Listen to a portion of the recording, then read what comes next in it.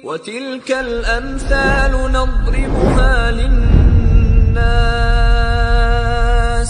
وَمَا يَعْقِلُهَا إِلَّا الْعَالِمُونَ. Hukum membaca kitab-kitabnya ahlul ahwa. Hukum membaca kitab-kitab ahlul bidah.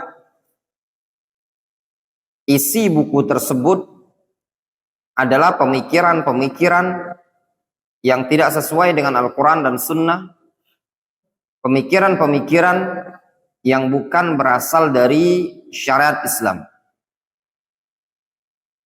Buku-buku tersebut pada mulanya di zaman dahulu merupakan buku-buku yang berasal dari bangsa Yunani. Kemudian diterjemahkan ke dalam bahasa Arab, sehingga muncullah ilmu-ilmu falasifah wa ahlil kalam. Dari pemikiran yang dituangkan pada buku-buku tersebut kemudian diserap oleh sebagian kaum muslimin, sehingga muncul pemikiran-pemikiran baru dalam agama Islam ini tadi.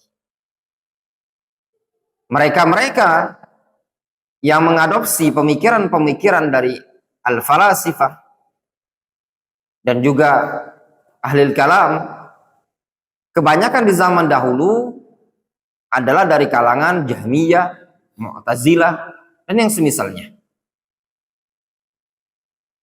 Kemudian dari tokoh-tokoh ini tadi memiliki murid, jailan ba'da jail, dari generasi ke generasi, khalafan ba'da khalafin. Kemudian dari generasi tersebut sehingga muncullah madaris, sekolah-sekolah yang mengajarkan pemahaman-pemahaman yang tidak sesuai dengan aqidatus salafis saleh.